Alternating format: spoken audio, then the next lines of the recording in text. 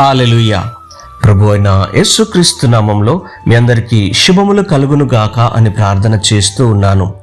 దేవుని నామానికి స్తోత్రములు కలుగును గాక.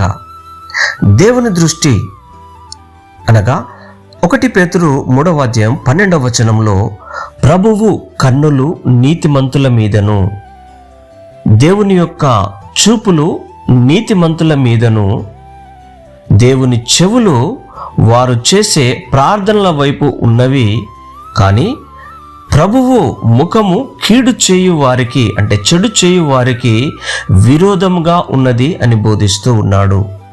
అలాగుననే కీర్తన గ్రంథము 34వ అధ్యాయము 15వ వచనంలో దేవుని దృష్టి నీతిమంతుల మీద ఉన్నది, దేవుని చూపు నీతిమంతుల మీద ఉన్నది, దేవుని చెవులు వారు చేసే ప్రార్థనల వైపు ఉన్నవి అని మనకు బోధిస్తూ ఉన్నాడు. దేవుని నామానికి స్తోత్రములు కలుగును గాక. కనుక దేవుని దృష్టి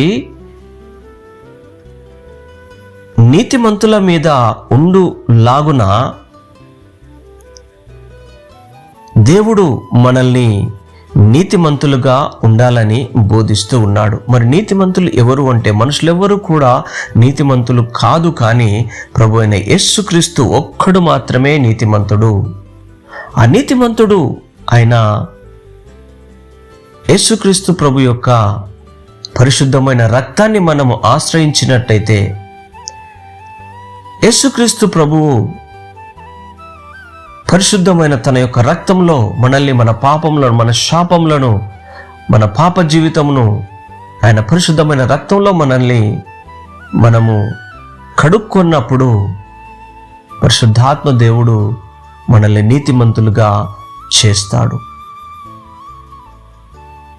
కనుక దేవుని యొక్క దృష్టి, దేవుని యొక్క చూపులు నీతిమంతుల మీదనే ఉంటాయని దేవుడు మనకు బోధిస్తూ ఉన్నాడు. నువ్వు నీతిమంతుడుగా ఉండాలని, ప్రభువైన యేసుక్రీస్తు రక్తంలో నువ్వు కడగబడి నువ్వు నీతిమంతుడుగా జీవించాలని ప్రభువైన యేసుక్రీస్తు నిన్ను గూర్చి ఆశిస్తూ ఉన్నాడు. దేవుని నామానికి స్తోత్రములు కలుగునుగాక. Amen, amen, amen.